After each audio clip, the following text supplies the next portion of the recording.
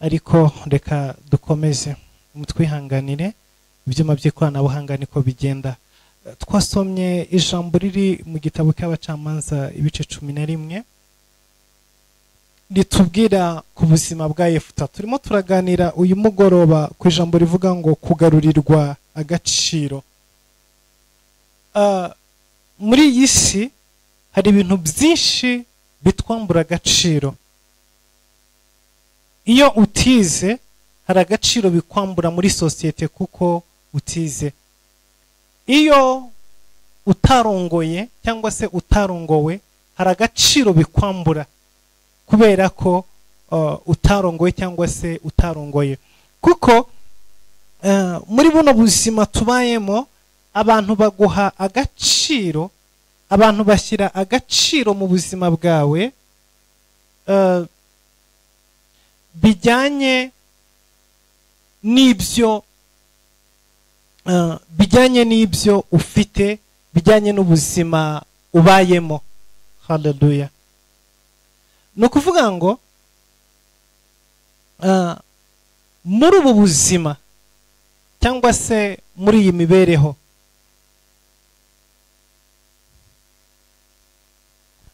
agaciro k'umuntu abantu bakavariwa bijyanye n'ubuzima.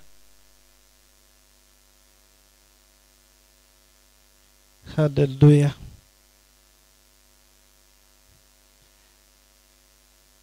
Abantu bagira agaciro k'ikintu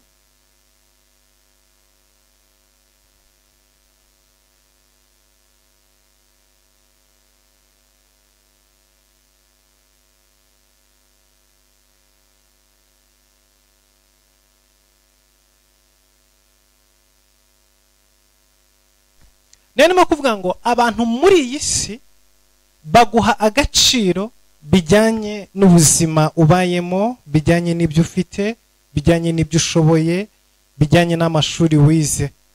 Hari agaciro k'umuntu wize muri iyi si, hari n'agaciro k'umuntu utarize. Hari agaciro k'umuntu warongoye, hari n'agaciro k'umuntu utararongoye. Hari agaciro k'umuntu wabyaye, hari n'agaciro k'umuntu utarabyaye. Iyo niyo si tubayemo, niko isi imeze, niko buno buzima tubayemo buhagaze, niko bumeze. Iyo utarabyara wubatse uri umugabo cyangwa uri umugore, hari ukuntu sosiyete igufata, hari ukuntu abantu bagufata. Iyo uri umukobwa utararongorwa, utarashaka, hari agaciro sosiyete iguha. Umudamu ufite umugabo n'umupfakazi ntago bagira value zimwe muri iyi si. Uko niko umwana ufite ababyeyi bakize n'umwana ufite ababyeyi bakenye nabo ntago bagira agaciro kangana. Hari agaciro k'umwana ufite ababyeyi bakize, hari n'agaciro k'umwana iwabo bakenye. Hari agaciro k'umwana ufite ababyeyi, hari n'agaciro k'umwana w'imfubyi. Hari agaciro k'umwana iwabo batuye muri karitsiye runaka n'akundi batuye mu yindi karitsiye runaka. Bitewe n'aho utuye, bitewe n'aho utaha, hari agaciro biguha. Hari agaciro k'abantu batuye muri iki gihugu, hari n'akandi k'abatuye mu kindi gihugu. Hari agaciro k'umunyamerika, hari n'agaciro k'umunyarwanda cyangwa k'umurundi. Iyi si tubayemo yambura abantu agaciro cyangwa ikabaha agaciro bijyanye n'ibintu byinshi isi yubatse.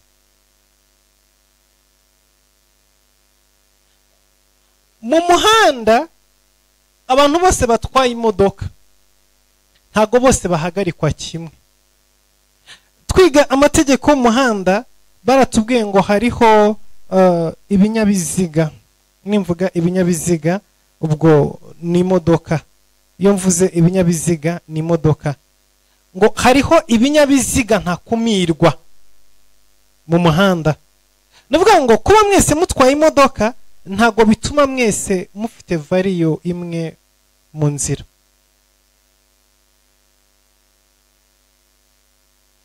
Hari abo umupolisi ahagarika byoroheye, hari n'abadahagarika akabareka bakagenda bitewe n'imodoka barimo. Hari imodoka zigera muri feruje zigahagarara, hari n'izindi zihagera zigakomeza, ahubwo izindi zikazihagarara nubwo ziba zifite priority kuko agaciro ntikangana.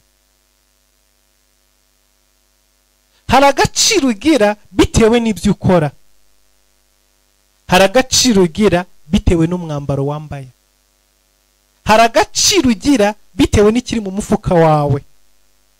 Ndimo ndavuga kuri value, ndimo ndavuga ku gaciro. Rero umugabo witwa Yefuta twasomye yaravutse, avutse yisanga ntago afite agaciro kangana n'akabandi bana bavukana. Kubera iki? Kuko nyina wamubyaye yari atandukanye na nyina wabyaye abandi bana bavukanaga nawe. Yisanze mu muryango afite abana bahuje se ariko badahuje nyina.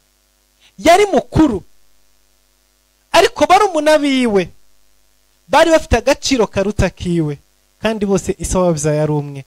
Kubera iki?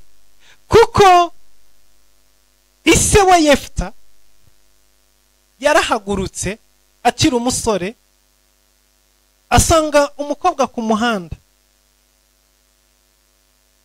Byashoboka ko yamwishyuye, byashoboka ko bumvikanye, byashoboka ko bakundanye, sinzi ko byagenze. Ariko icyabaye ni kimwe, nuko bararyamanye hanyuma babyarana umwana. Uwo mwana amwita Yefuta, aba ari we mfura yiwe. Ariko kuko uyu mudamu yari umumaraya ntiyashyingiranwa nawe, kandi Gileyadi yari umutware, yari umuntu ukomeye mu gihugu, yari umuntu wubashywe, yari umucamanza, yari umuntu ufite ijambo rifatika. Rero ntiyari gushakana n'umugore nk'uwo uciriritse udafite umuryango akomokamo, adafite iwabo. Kuko ndatekereza ko sometimes hari igihe usanga abakobwa bahinduka inda. Buriya inda zose ntimukazicire urubanza, ntago abakobwa bose bajya kuba indaya kubera ko bananiranye. Ibi ngibi mu byumve neza, ntago ari uko bose bananiranye, ahubwo ikintu bose bahuriyeho ni uguhitamo nabi mu bibazo abantu bahura nabyo. Kuko hari ibibazo biza mu buzima bwawe bikagupushinga gufata decision mbi. Hari igihe rero usanga bamwe bajya hariya kuba indaya ku muhanda kubera ko nta kundi guhitamo isi imuha.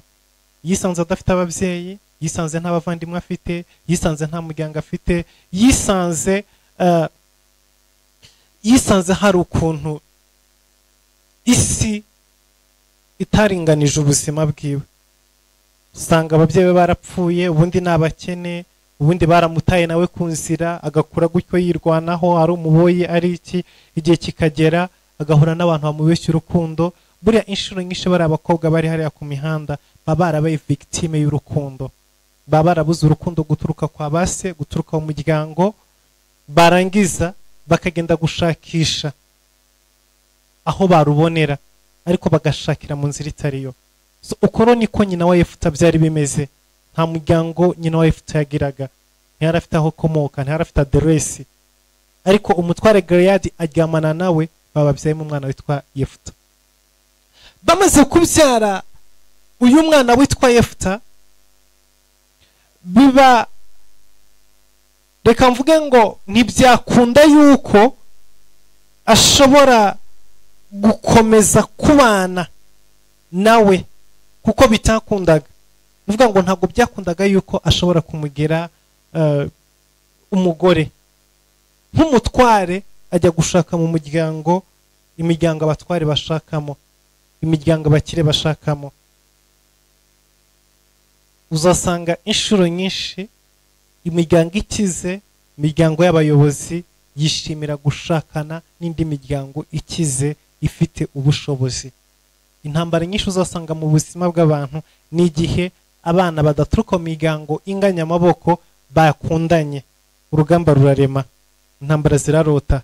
Kandi si muri Afurika gusa, muzarebe no mu Burayi, mu mafilime abanyaburayi bakina, muzarebe mu Bahinde, amafilime abahinde bakina, bagenda berekana intambara ziba hagati y'imiryango ikize n'imiryango ikenye kugira ngo ishyingirane. Rero kuri aba bikina mu mafilimi nibyo baba bakuye mu mico yabo, nibyo baba babonye mu bihugu byabo. Uko niko rero isi yose imeze.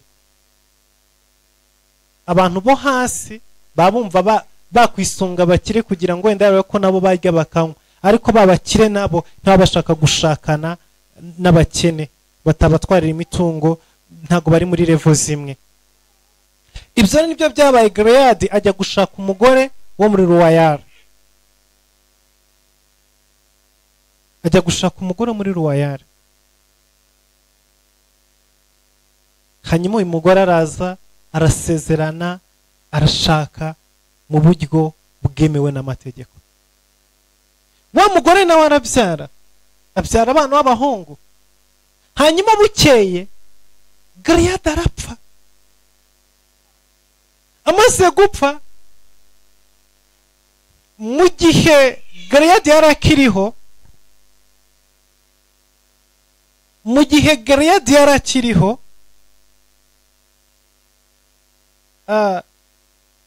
yaragiye afata umwana we, yabaye umugabo mwiza cyane rwose.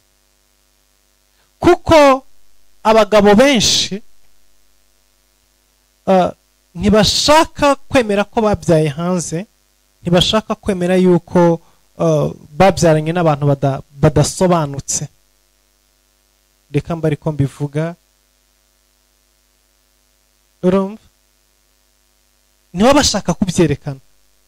Ariko we yarahagurutse, aragenda ashaka umwana yabyaye hanze, aramuzana, amushyira mu rugo, abana n'abandi bana, ayiranwa n'abandi bana, akurana n'abandi bana. Ariko urupfu ruraza rutwara Gileyadi. Rumaze kumutwara, babana bandi nyina yahoraga ababwira ati uyu nguyu ntimuvukana, uyu nguyu nyina ni maraya. Umugabo amaze gupfa, abandi bana bose bavuka ku mugore w'isezerano baricara bakora inama. Hanyuma bahamagara Yefuta, bambwira bati turashaka kukubwiza ukuri uyu munsi, turashaka kubwira ngo tuvemo, kuko uri umwana wa maraya, ntabwo uzabona ku mugabane. Ibyo twebwe tuzagabana, imitungo ya data, amafaranga, icyubahiro, wowe nta mugabane ubifitemo, sohoka ugende. Yefuta yanga gutera amahane. Iyo uciriritse urabimenya, iyo nta gaciro ufite urabimenya, iyo woroheje urabimenya. Uramenye ntugatera amahane, ntukarwane. Oya, niba umuntu akwiyemye akakubwira ngo sohokera ahangaha, pakira ibyawe wigendera. Nimba atari umugabo akaba atari umugore mukamutarasinyanye kubana ubuziraherezo, undi uwo ari we wese nta mpamvu nimwe kumwihambira.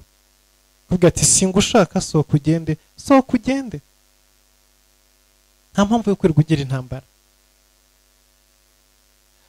Yefuta arahaguruka, arasohoka, ava mu rugo iwabo.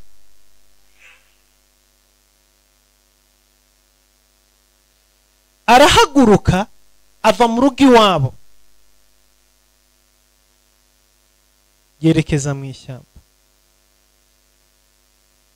Ndetse kugira ngo abyoroshye ava no mu gihugu.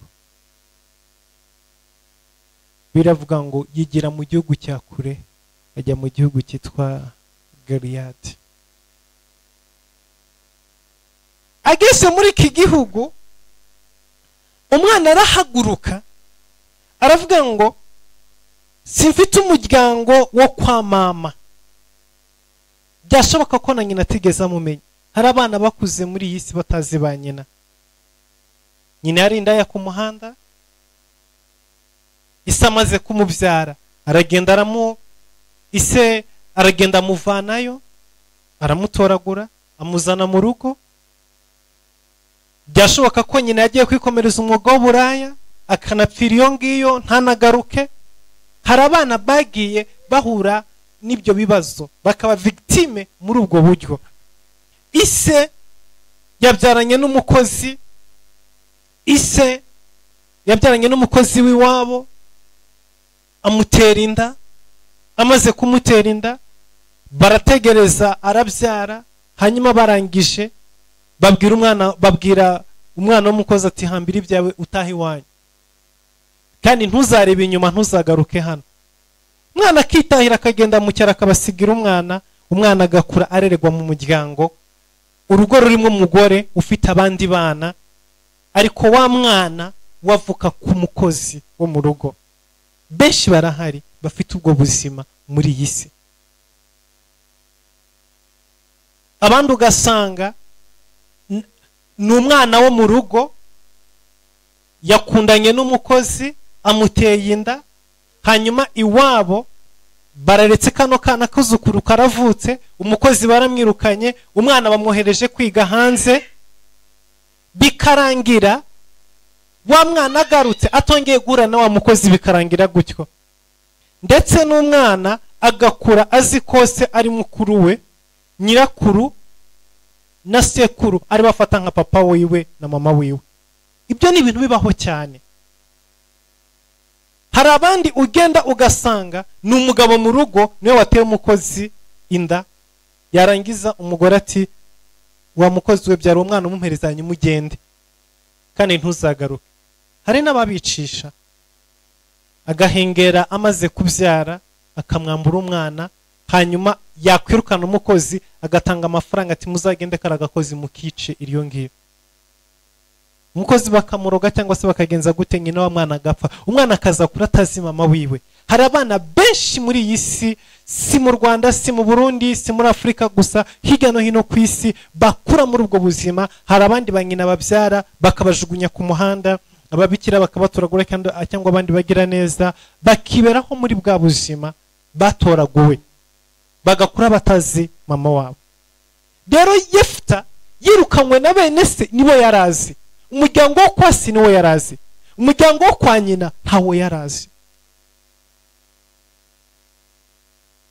Icyo cyari gikomere mbere ya byose afite, kuba atazi nyina, kuba atazi ba nyirarume, kuba atazi umuryango wo kwa nyina, cyari igikomere. Ariko noneho na bene se bavukana bongeraho ikindi cya kabiri, bamwambura agaciro kose, bamubwira ngo we nta gaciro ufite ko kugira umugabane mu rugo rwa data, sohoka genda turakwirukanye. Uko niko bamusohoye. Aburiyo yerekeza, ntiyari kujya kwa banyirarume ntaho yarazi, ntiyari kujya kwa banyina wabo ntabo yagiraga, ntiyari gusanga nyina ntago arazi uwo ari we. Kwa se nabo baramwirukanye. Icyo yakoze ni kimwe, yarebye igihugu. Hari igihe uba uri mu gihugu ariko kigagwendukira ikinyamahanga kandi ufite identity yacyo, ufite izina ryo muri iki gihugu, uzi ururimi rwacyo, ufite indangamuntu yacyo, ariko igihugu kikagwendukira ikinyamahanga. Kubera iki? Kuko nushaka nureba urazengurutsa amaso ukabona nta numwe wasanga, nta numwe watakira, nta numwe wasura, nta numwe wakwakira, nta numwe wagufasha mu kibazo urimo. Wabaye nkaho uri mu mahanga kandi uri mu gihugu cy'iwanyu. Iyo bimeze gutyo rero nibwo uzajya kubona ukuntu umuntu arahagurutse aragiye atazi yajya. yambutse imipaka. Muzumva hari ubuhamya bw'abana benshi mujya mwumva no ku YouTube n'ahandi, yahagurutse akambuka imipaka nta na tike afite, agenda arara ku mupaka, awuva agenza gute, akazashiduka ageze muri Afurika y'Epfo, akazashiduka ageze muri Nigeria, akazashiduka wenda arageze no muri Europe, ariko haragiye gutya atazi yerekeza. Kubera iki? Kuko cyaba igihugu cy'iwabo yavukiyemo, cyaba n'ibyo arimo gucamo, byose ni kimwe kuri we, byose bimubereye kimwe, nta tandukaniro. Kuko n'ubundi uko yabwirirwa n'ahandi niko no mu gihugu cy'iwabo yabwirirwa, uko yabura niko n'ahandi yaburara. Kuko n'ubundi nta umwakira, nta umwitayeho, nta umuha urukundo, nta value nimwe afite. Ibyo nibyo byabaye kuri Yefuta. Arahaguruka afata inzira arigendera, ahitamo kujya mu gihugu cya kure, areba kuguma iwabo mu gihugu cyitwa ngo nicyo kwase. Amaze kwamburwa agaciro kose, abona ko ntacyo bimumariye, icyaruta nuko yakwigendera. Arahaguruka arigendera, yigira mu gihugu cya kure.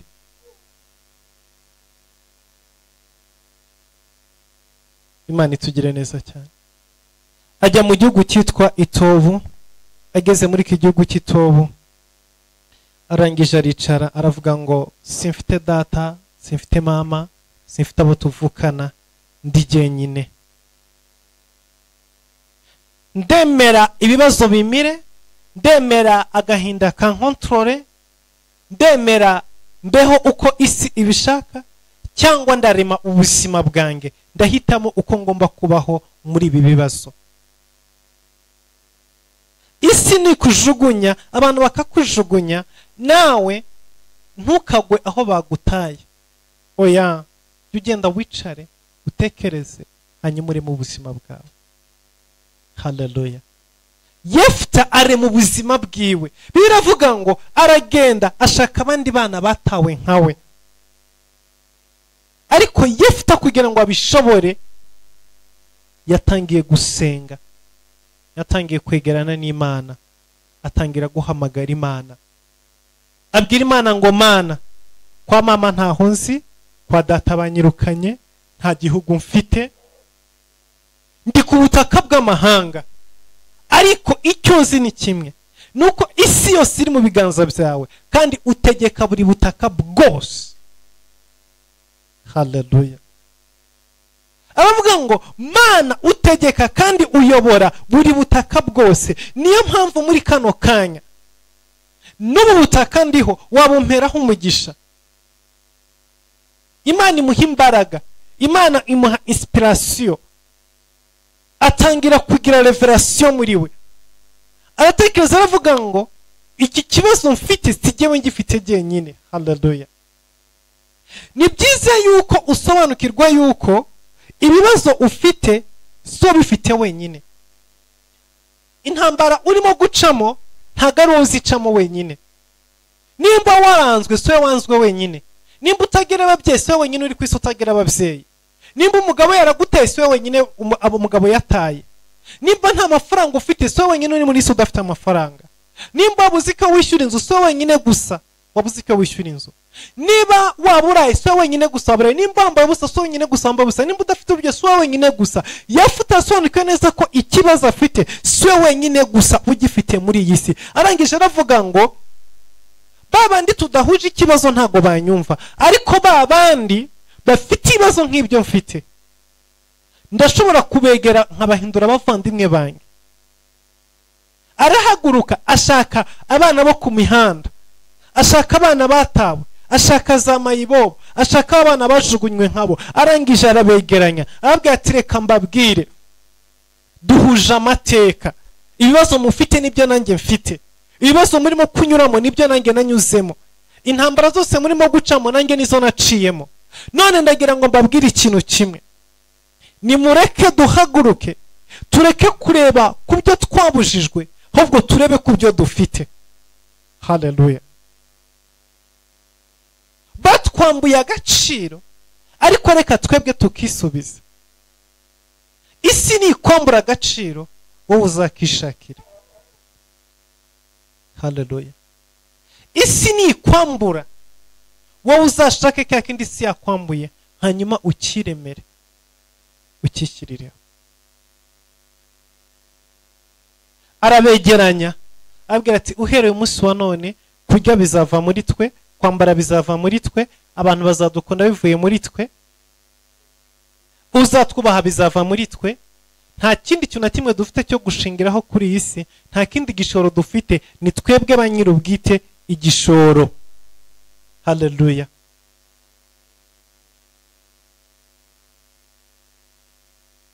Arabegeranya, amaze kubegeranya hanyuma arabatoza, abigisha kurwana, abigisha kwiruka, abigisha kurasa, abigisha ibintu bitandukanye. Barahaguruka bariga, biga uko barwana, biga uko barasa, biga uko biruka, bakora byinshi bitandukanye. Niki cyabaye? Bibiliya ivuga ngo hanyuma barema umutwe w'ingabo. Yesu ashimwe. Ababera komanda, ababera umuyobozi w'urugamba. Barema umutwe w'ingabo. Noneho barangije batangiye bategera abantu batambutse, bafata agace baragakaba, hanyuma barakayobora, batangira kwaka imisoro. Yesu ashimwe. Atangira kubaka imisoro, abwira ati tuzabarinda ibibi byose, tuzabarwanirira, ariko namwe mujye mudusorera. Abanzi bakabambura ku ngufu, abemeye kubayoboka bakabasorera, bakabaha amaturo, bakarya bakanywa, hanyuma barangiza bakagenza gute? Bakabaha ibyo bakeneye. Inkuru ziragenda zitangira kumenyekana. Uhise ati ninde wanyambuye? Ati banyambuye. Ninde wakwambuye? N'abasore bari hari. Inkuru ziragenda, bagiye kureba basanga, inkuru ziragenda basanga ni Yefuta. Yefuta niwe uyoboye ako gace k'amabandi. Yari amabandi akomeye, ariko arayadevelopa, ayakura ku rwego rwo kuba amabandi ayageza ku rwego rwo kuba abasirikare bakomeye batinyitse, bashobora kugurwa, bakabarwanirira igihugu, bakabarwanira agace runaka. Yesu ashimwe. Rero umunsi umwe iwabo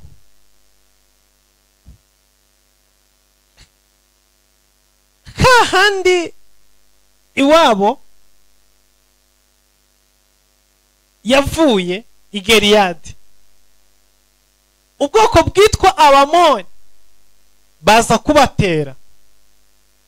Barahaguruka bazana ingabo nyinshi, baraza barabagota. Ba basore bavuka ku masezerano, ku rugo rw'amasezerano. Ubundi icyo nakubwira ni kimwe,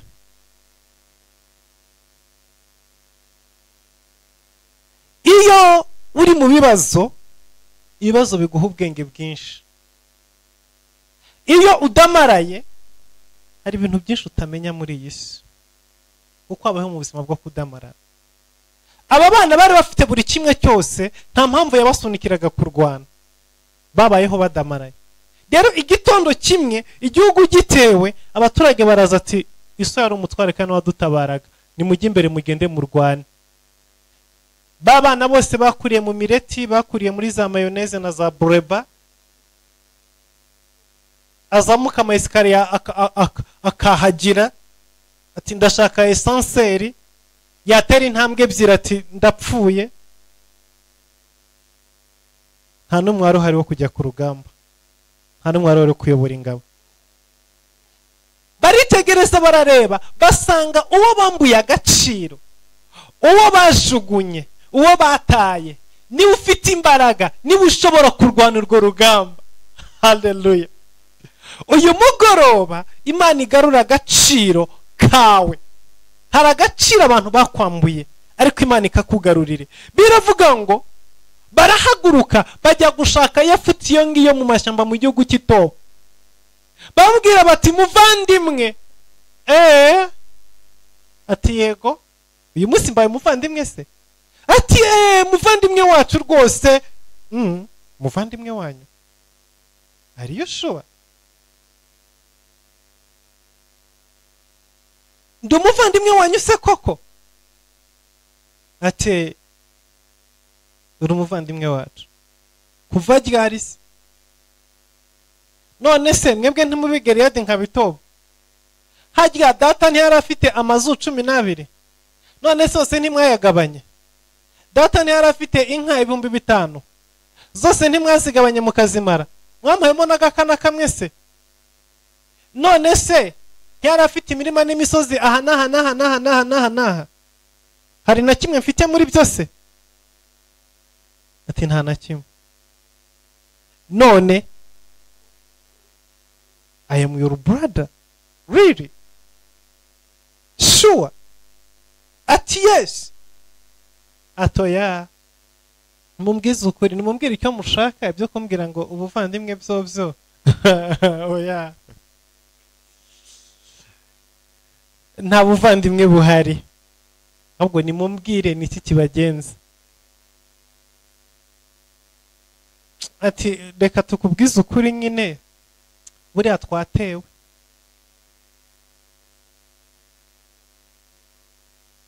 Mwatewe? Twatewe. Mwatewe nande? Twatewe n'Abamori. Igihugu cyose bagiye kugitwara. Ya mazu meza twiratanaga twakubujije kugabanaho, bagiye kuza bayajyane andi bayasenye.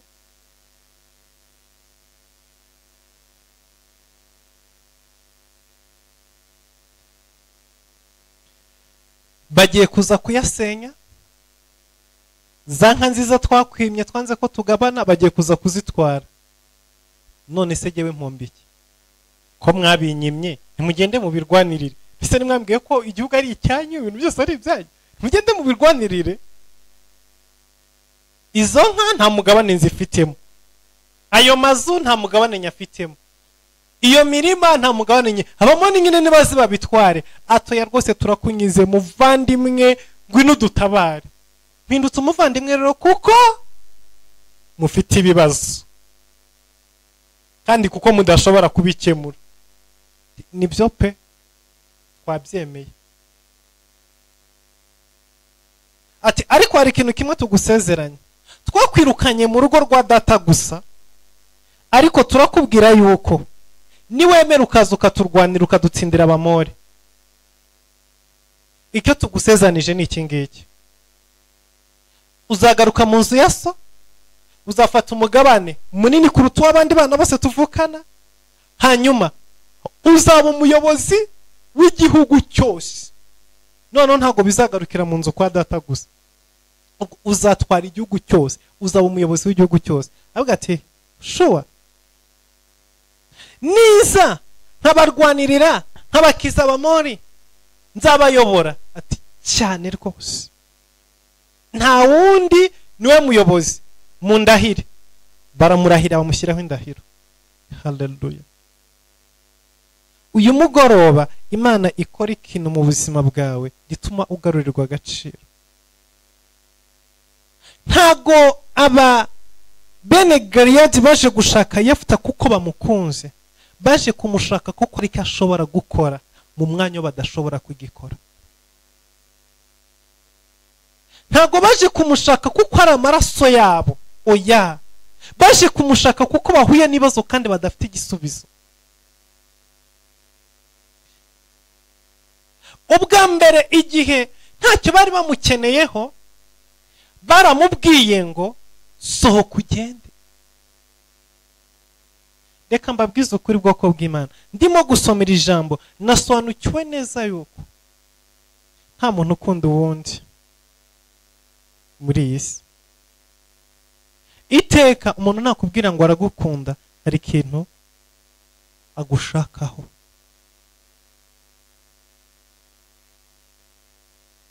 Umuntu nakubwira ngo ndagukunda for nothing. For nothing? Are you sure?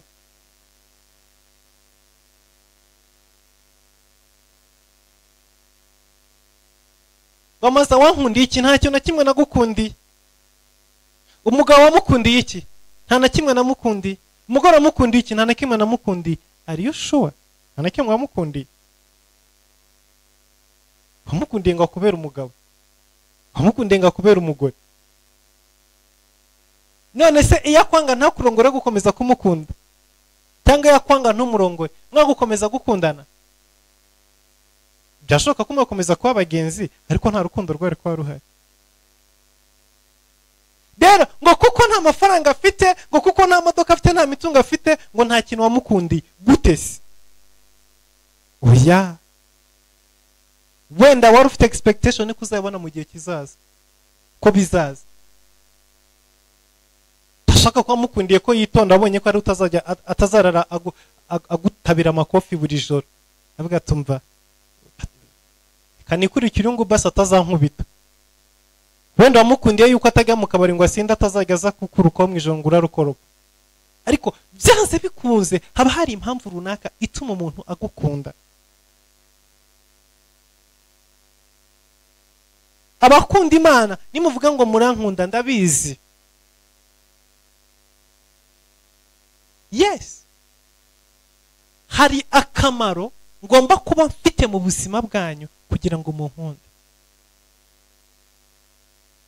Nimba ntashobora kwitanga, nimba ntashobora kubyuka muri morning glory, nimba ntashobora gutegura overnight, nimba ntashobora gutegura inyigisho, nimba ntashobora gutegura ubutumwa nk'ubwo, nimba ntashobora gutegura amasengesho nk'angaya, nimba ntacyo nshobora gukora no gusavinga mu bwami bw'Imana, rero ko mwakomeza kunkunda.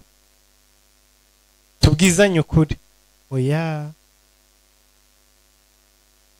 oya, kuko benshi impamvu mwamenye no kubera uyu murimo n'uyu muhamagaro. Iyo utabawo benshi ntabwo twari kumenyana.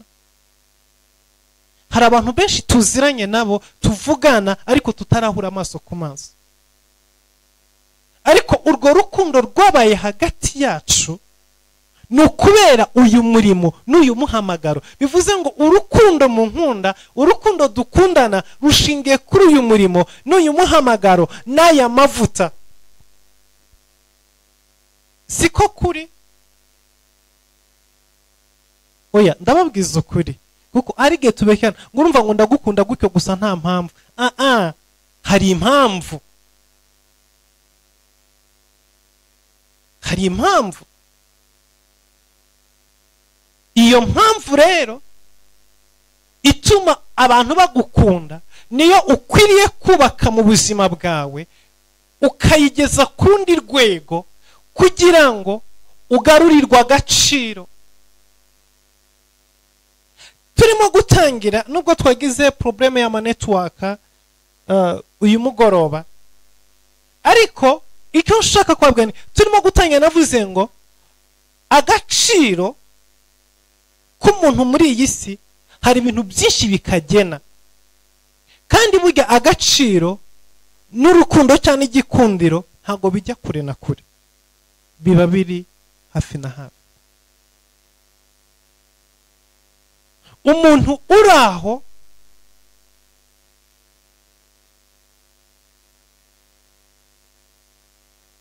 udafite ikintu na kimwe atanga, udafite ikintu na kimwe amaze, biragoye kugira ngo yubahwe. Oya, ibi ngibi kuko ndimo kwivuga kuri uyu mugoroba, impamvu nuko agaciro turimo dusengera, turimo turirira, turimo turwanira mu buzima bwacu, hari impamvu katakaye. Kandi nusubiza amaso inyuma urasanga hari impamvu katakaye. Karatakaye kuko hari ibyo udashoboye. Karatakaye kuko udashobora kugabura bushinzwe kugaburira, kuko udashobora kwambika bushinzwe kwambika. Karatakaye kubera bya bindi byose nagiye mbabwira. Yefta agaciro kiwe kari katakaye kuko nta muryango wo kwa nyina agira. Iyo nyina nawe aza kuba ari umwana uturuka ibwami cyangwa se muri famille royale, ntabwo Yefta bari kupfa kumujugunya gutyo gusa, bari kuvuga bati turakreating intambara hagati yacu n'uriya muryango, mumureke mutiteza ibibazo. Ariko kuko bazi ngo wamukubita wamujugunya ntawe uzamuvugira, ntawe uzabaza, ntawe uzaza kutubaza ngo se kakana kabaganga kagiye hehe, ntawe uzaza kutubaza ate se wa mwana wakoraga yagiye hehe, nta numwe. Hari abantu bakora mu kazi ariko umukoresha we bikamugora kumwirukana kuko nyirarume generali runaka niwe wamusabiye akazi aho ngaho. Rero kubyuka ugafata uyu mwana wazanywe na nyirarume generali ukamwirukana, uzi neza ko ukimwirukana uri buze kwakira telefone ivuye kwa generali ikubwira ngo aro ko umwana runaka yatashye ari mu rugo, mbwira byagenze gute, uraza gutanga ubusobanuro. Kubwizo mpamvu rero bituma nubwo yakoze amakosa yamwirukanisha ugerageza kugoragoza, ukamuhamagara ukamugira ntagara abakozi bose bagirwa inama mu kazi ngo ibi wabikoze nabikore gutya. Bakabwira ngo waje gusaba akazi hano utazi ibyo uje gukora, nimba bikunaniye haguruka utahe. Ariko hari abandi ahamagara kwambwira tumva amasaha akazi narangira usigare ndaza kugwara ifite nta kibazo ndashaka ko tuganira. Yenza akamuteza akambwira ati rero buriya urabona ibintu wabikoze nabi, hanga byagomba kugenda ukana gutya ikosore ejo uzabigenza ukana gutya. Yarangiza kumuhanura, yaneza akamushyira no mudoka akamutana akamuhari futari umukoresha wiwe. Byagira kabiri gatatu yabona binaniranye agafata telefone akabanza guhamagara nyirarume generali wamusabiye akazi ati rero umwana ndabona arimo gukererwa ku kazi, birimo kugenda ukana gutya nagerageje kumugira inama, namwe mwamfasha kumuhanura. Mwumvise uburyo ki agaciro k'abantu kaba kameze muri iyi si. Mu gihe hari undi babwira ngo ejo ntuzagaruke ku kazi kuko ndabona utazi ibyo urimo ukora ibyo ari byo, na kontra yawe ndayisesa kano kanya. Ariko undi babanza guhamagara nyirarume, babanza guhamagara se wabo, babanza guhamagara nyina wabo depite runaka hariya ati none si uyu mwana mwaduhaye ko tubona bimeze gute na gute. Ati erega ibyo biramuruhisha, basi reba handi umushyira, bagahita muhindura ipost bakamushyira ku yindi. That is the value of people in this world. Ariko si bose. Rero wa wundi nka Yefta wijiyemo adafite umwijije, bigusaba gukora ijoro n'amanywa, abandi barataha ugasigara mu kazi ukora, akazi karangira saa 10 kakavamo saa 4 z'ijoro, kugira ngo urebe yuko mu gitondo boss yaza asanga amadosiye ku meza yiwe, ugakora overtime utari buhabwe nayifanta muri iryo joro. Abo ni ba Yefta.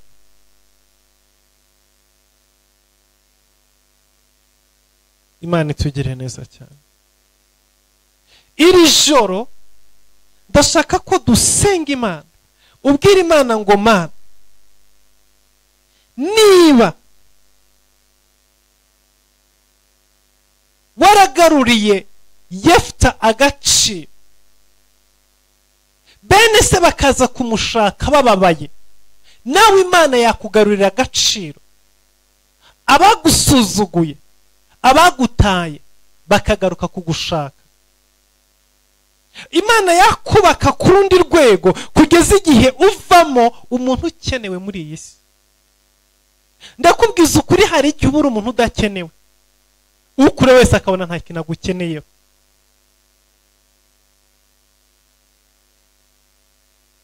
Hamwe n'umugore wabakorera akavuga tumva naratubiye kugushaka, ntacyo umariye mu buzima, akaba yanahambira akigendera akagusiga.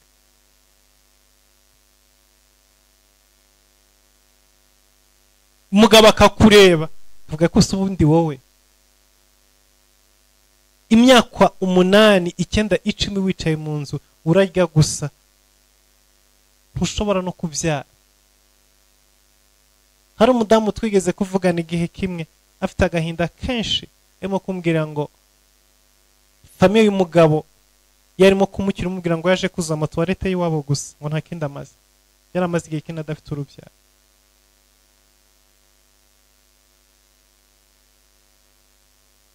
Umuryango waramwanze neza burundu, ariko Imana ishimwe yaje kumwibuka imuha umwana.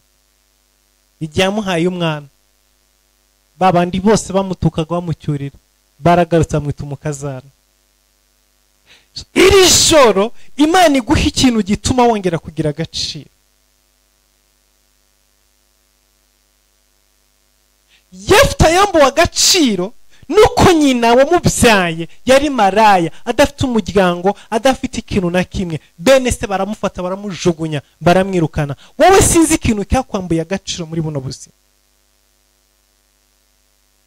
N'ubupfubyi wakuriyemo, n'umuryango ukenye wavukiyemo, n'amashuri aciriritse wizeho, n'imibereho mibi, n'urugo rudafatika, n'ubukene wahuye nabwo, n'intambara zaje zigasenya ibyo wari warubatse, n'ibihombo wagize mu buzima bwawe, n'akazi wabuze. Igihe kimwe ndi Bujumbura, umudamu ugeze kuza kundeba, arambwira ngo umugabo yamufashe mu izosi aramujugumiza, ngo arangije aramubwira ngo wowe iyo wirebye ubona hari ikintu maze muri iyi si.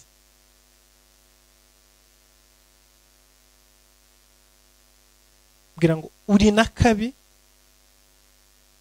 Icyo gihe yarandebye arangije ambaza ngo pastor, bari batanasangira ku bintu umwe, nanjye ni pastor. Ambwira ngo pastor, ngo ndebye ko kubona ndi mubi. Yari yarahahamutse kubera ko igihe cyose umugabo yaragambwira ngo uri mubi, uri mubi, uri mubi, uri mubi. Ambwira ngo arige nge mbyuka ngo nangize nkajya muri miruwari ngo nkireba nkavuga ngo ariko se koko ubu ngubu ndi mubi.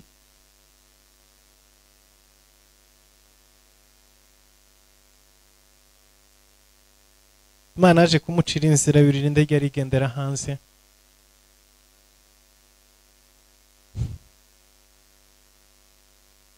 Abantu benshi muri buno buzima babayeho mu buzima bwo guteshwa agaciro, bwo kwamburwa agaciro, mu ngo, mu miryango, mu kazi, muri sosiyete, bitewe n'aho batuye,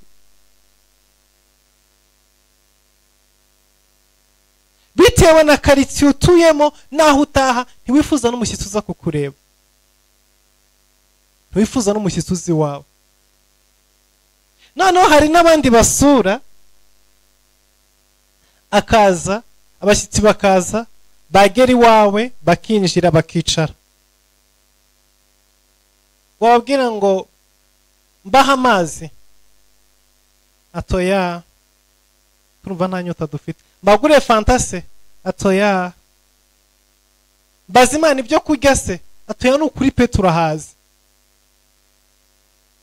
Ariko urazi impamvu banza amazi, kuko bitewe n'isu binjiyemo, intebe zaracokeye, harimo akawuderi kameze gutya, hari ivumbi ritumuka mu ntebe, amabati hejuru arenda kugwa, ahantu baje bakatakata ukuntu hameze.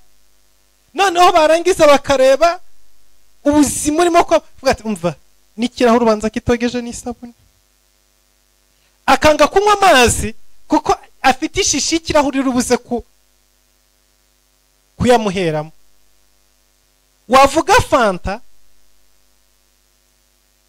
akabona 500 wari kurara mu ijoro ugiye kumuguramo fanta, akakubwira ko atayishaka kuko yamaze yabonye yuko uyiguzure uraba ubuzima bwawe arababuriye, araba butwaye. Wamubwira ibyo kurya agahita yibaza inkono byatekewemo, akibaza isano uri mugaburiro, akabaza ifurusha turi bumuheho, iseseme ikamwica, abwira ngo naje ndiye mpaze kandi arashonje. Isi yambura abantu agaciro.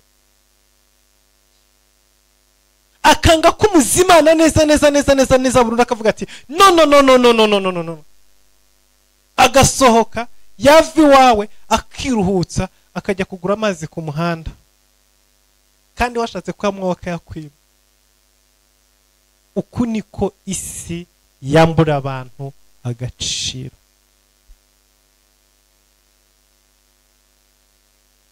Ariko hari ahandi ugera,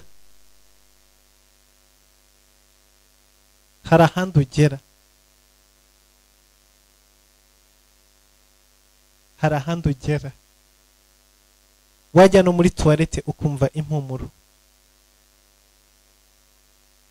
Harimo amaperfume yipompa buri saha. Hari utuntu dushinzwe kohereza perfume muri toilette. Ntabwo bigombera ngo bagende bayipyonde. Ko karasitaye muri toilette y'amasaha 3 ashize karipompa, amasaha 3 yashira kakipompa, cyangwa amasaha 5 yashira kakipompa. Iteko winjiye muri toilette haba harimo perfume, haba hahumura. N'amata wayahanywera n'ibyo kurya wabiharira. Kubera iki? Hameze neza, harasa neza, harera, ikintu cyose kirera. Rero aba bantu bombi, uyu utuye ahangaha uri bugere no kwaka amazi ukibaza naho yakuye, ariko hari abandi nabo babizi, abazi agaciro k'ukuntu kameze.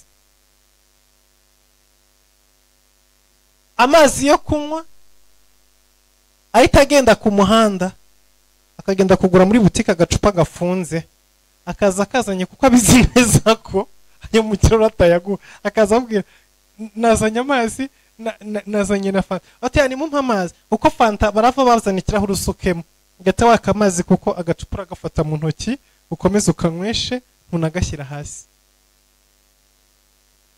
Uko niko isi yambura abantu agaciro. Ariko uyu mugoroba turimo kwinginga Imana ngo ikugarurire agaciro. Imana rero kukugarurira agaciro nuko kubaka ku rundi rwego, kugeza igihe na wa wundi utakubonaga, kugeza igihe na babandi bene so bakubwiye ngo tuvemo ntago tuzagabana, baza bakakwikubita imbere bakubonamo ubushobozi bo badafite. Muri amasengesho y'imisi 21 ndasenga Imana ngo ikwambika imbaraga, ikwambika ubushobozi udafite, bumwe wabuze isi kagusuzugura. Muri amasengesho ibukwambika. Ndinginga Imana ngo ugarurirwe agaciro kawe. Ndasaba Imana ngo igusubize agaciro watakaje. Mu izina rya Yesu Kristo, mu izina rikomeye, agaciro kawe wongera ugasubirana. Akisi yakwambuye wongera ugasubirana.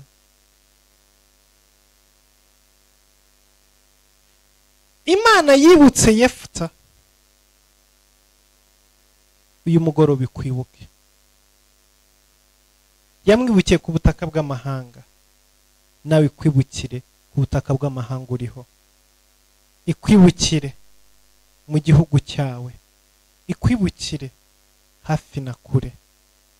Ariko ndinginga Imana ugarurirwa agaciro.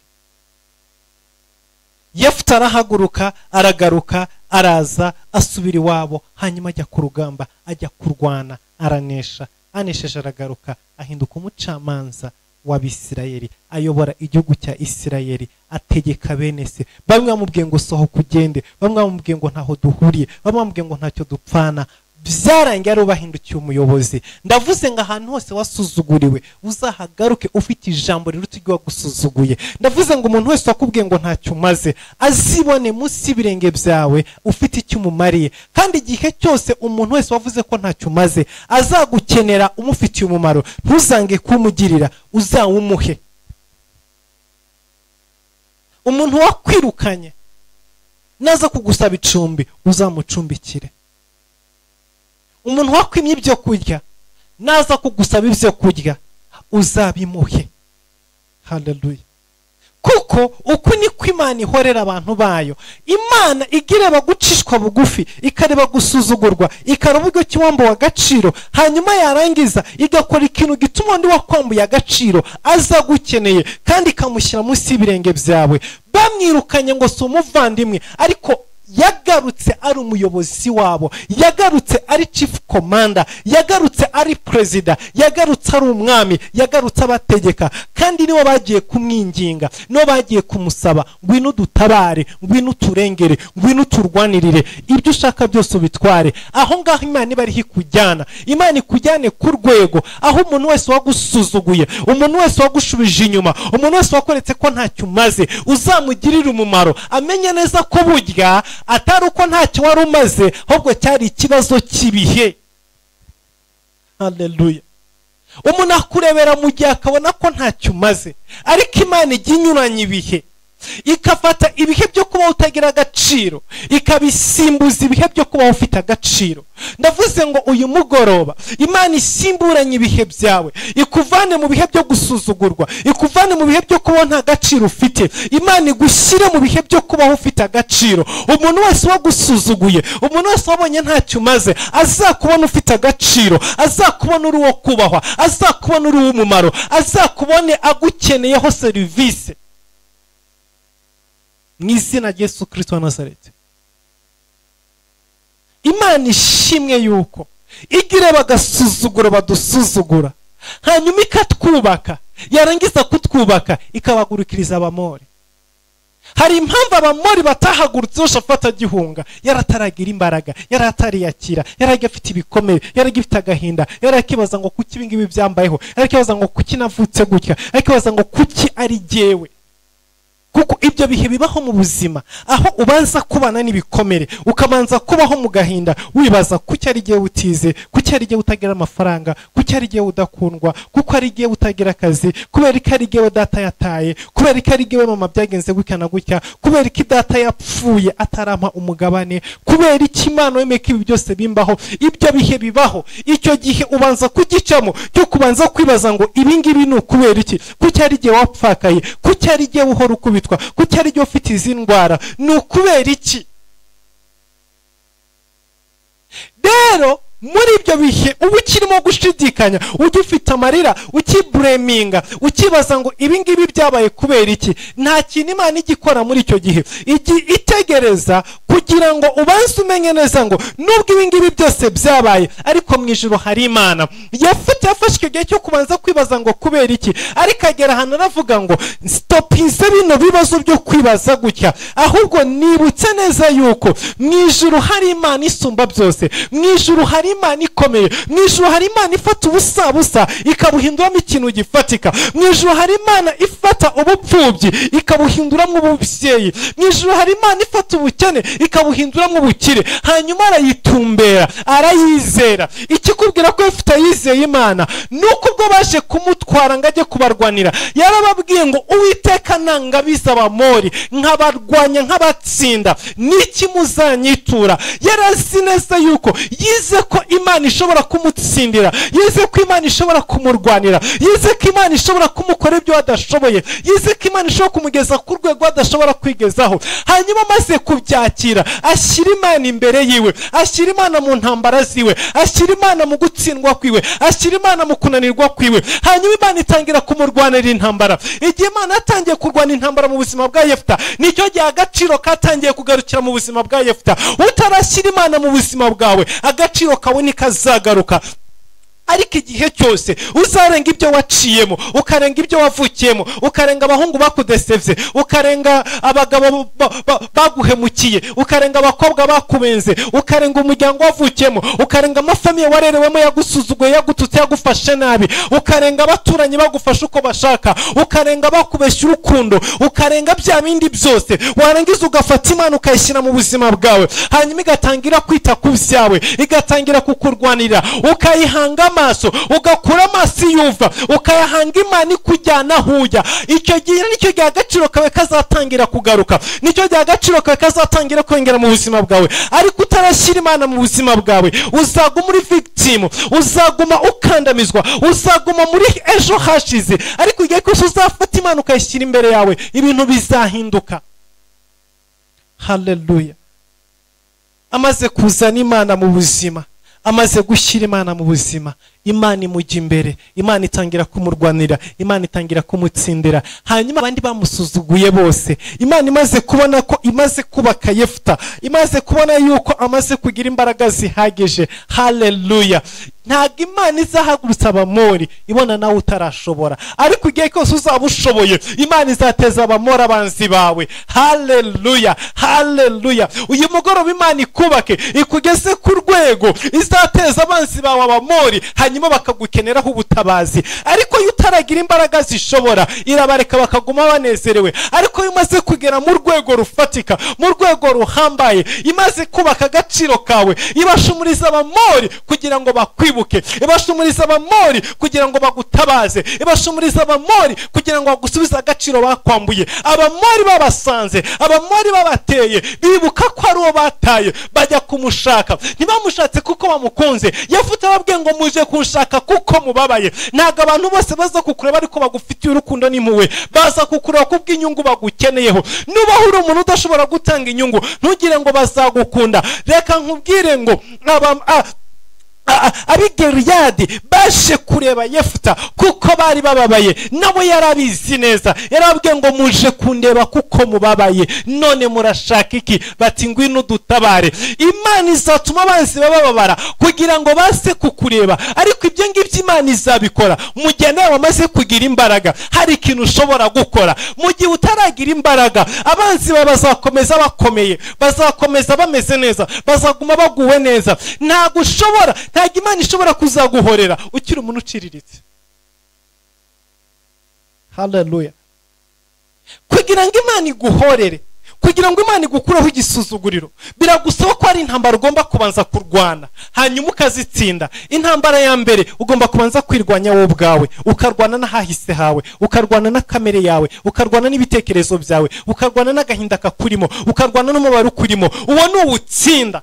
Imana izatangira kukubaka ikwaguye, hanyuma nimara kukubaka izaguha ubushobozi, iguha imbaraga, iguha ibiruti by'aba bandi bose. Hanyuma nirangiza izibuka agahinda wagize, izibuka amarira wagize, izibuka uko wajugunywe, izibuka uko watawe. Hanyuma icyo gihe izafata abandi bose bakubabaje, ibahagurukiriza Abamori kugira ngo baze kukwikubita imbere. Kuko ijambo ry'Imana ryarambwiye ngo nzahata bakwanga bose baze bakwikubita imbere, bagupfukama imbere, bamenye ko nagukunze. Niko Imana ijya ibigenza. Bene se wa Yefuta baje kumupfukama imbere nk'uko ijambo ry'Imana ribivuga. Nzabahata baze bakwikubita imbere, bamenye ko nagukunze, bamenye ko nagutoranije. Ni ukuri kw'ijambo ry'Imana.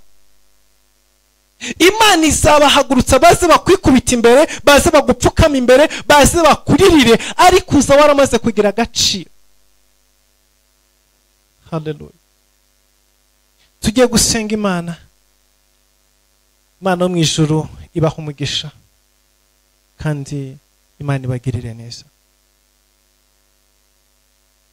Imana itegereje kukubaka, hanyuma yarangiza igateza Abamori bene so bakujugunye kugira ngo baze bakwikubita imbere, bamenye ko Imana yagukunze. Nibaza uzamenye ko ari Imana ibazanye, nawe uzashimira Imana. Ariko icyo nakubwira ni kimwe, agaciro kawe uyu mugoroba karagaruka mu izina rya Yesu Kristo. Reka dusenga Imana. Data, mu izina rya Yesu Kristo, mu izina rihambaye, mu izina rikomeye, mu izina rifite imbaraga, turagushimye kuko uri Uwiteka Imana igarura agaciro kacu no mu gihe isi yagataye, no mu gihe isi yakatwambuye. Uri Uwiteka Imana itugarurira agaciro. Ndakwereka umuntu wese waferinze mu buzima bwe, ndakwereka umuntu wese watakaje agaciro mu buzima bwiwe, uyu mugoroba umugarurira agaciro kubw'imbabazi zawe, kubw'urukundo rwawe, no kubwo kugira neza kwawe. Usubize gusenga k'umuntu wese. Mana wabikoreye Yefuta, ubikorere n'ubwoko bwawe, ubikorera abakunda Imana, mu izina rya Yesu Kristo Nazareti, amen. Imana ibahe umugisha. Dusubire ejo ku mugoroba mu materaniro yo guhera saa 11 kugeza saa 1. Imana ibahe umugisha. Ijoro ryiza. Bye bye. Good night.